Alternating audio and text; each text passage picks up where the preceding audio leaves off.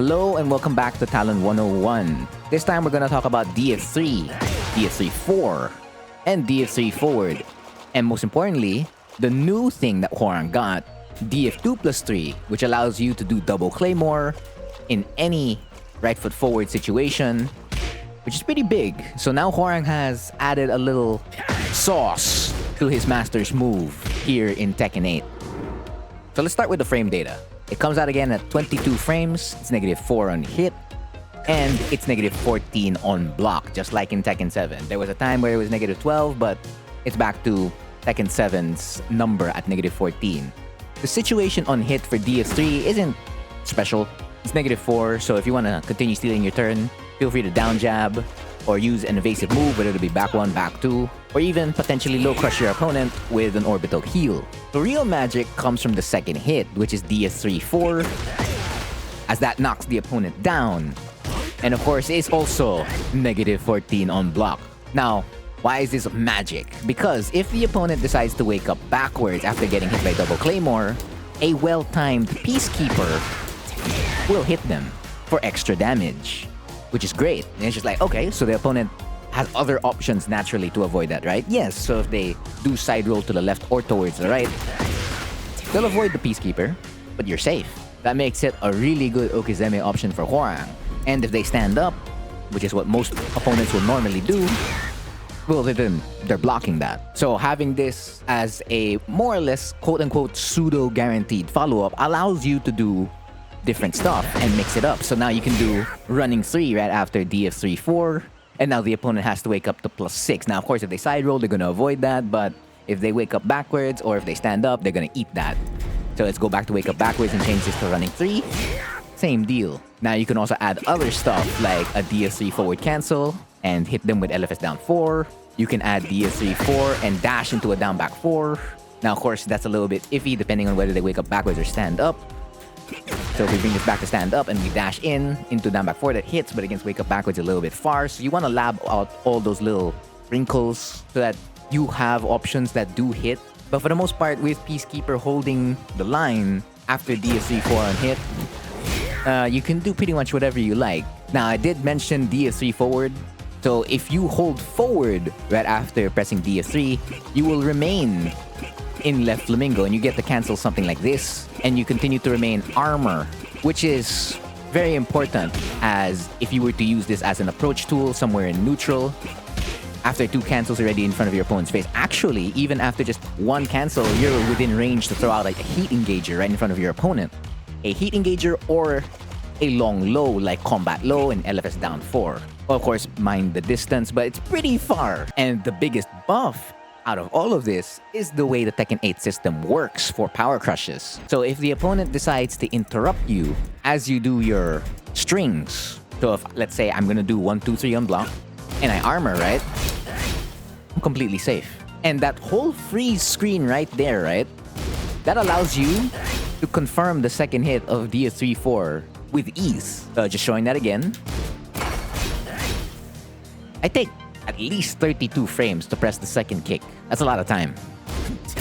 So your opponent, for the most part, you're gonna create that space too, and you go back to neutral. So it's pretty good. So it's a safe mid power crush. Of course, again, for as long as it absorbs something, and you return back to neutral. So not necessarily an advantage, but not a disadvantage either. And of course, you talked about that big window during the freeze screen. There is also a window for hit confirming DF3-4. So I'm going to delay the second hit of double claymore as much as I can.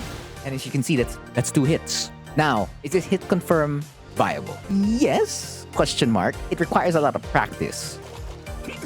Because if you're not used to it, the hit stun, it's not going to go in. Like, it's not super generous. But there is a good enough window to actually do this. Now, do I get this on a regular basis? No, I do not. There are times I get it and there are times I don't. Usually what I'm looking for is, I'm looking for that freeze screen, right? I'm looking for this. That way I can just mash the second hit really easily.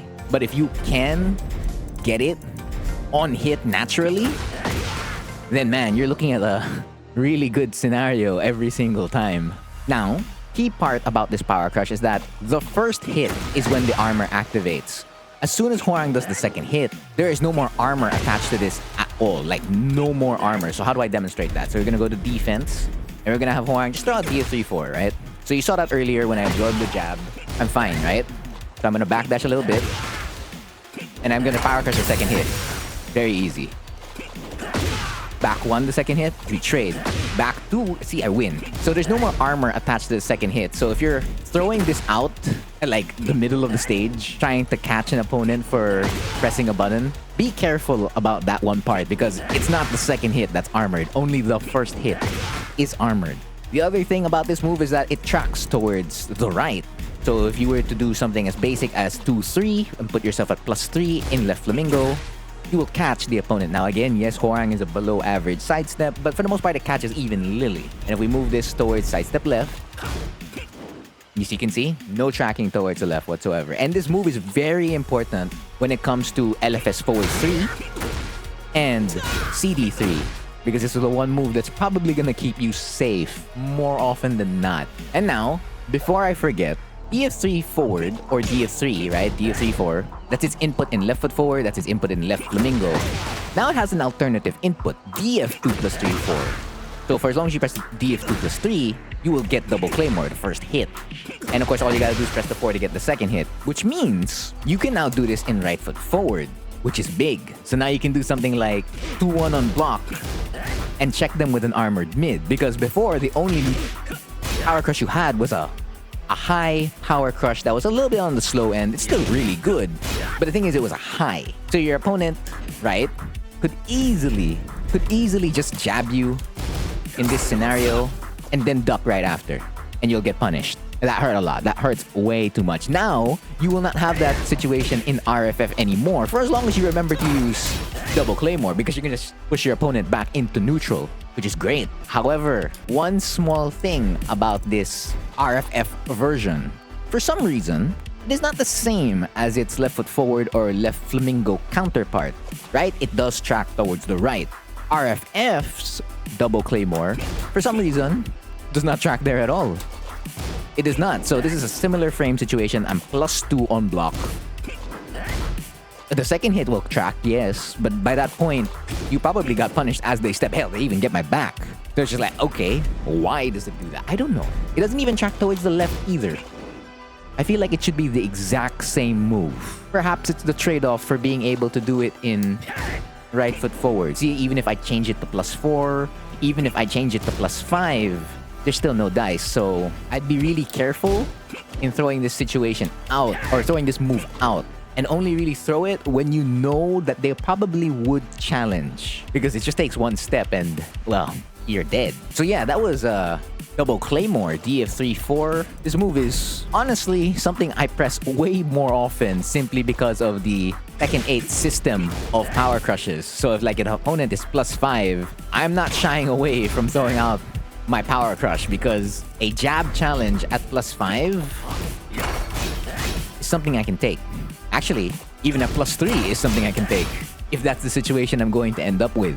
But of course, don't be too predictable with it, and don't rely on this too much on defense, because again, power crushes lose to grabs and lows. So all the opponent has to do to check you is to simply throw out any throw. And remember, you cannot break that throw at all. So if they have a really powerful throw and they have the read that you love to power crush in that scenario, take care.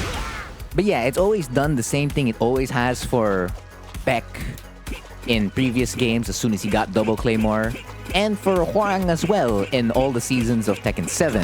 Now in Tekken 8, it's going a little bit above and beyond what it's doing. So I'm excited to see where this move would get buffed. If it does, if it doesn't, and like the RFF version still remains inferior, that's completely fine, because the addition to do this in RFF is big on top of all the other sequences where you could potentially cancel and just keep staying in front of your opponent's face.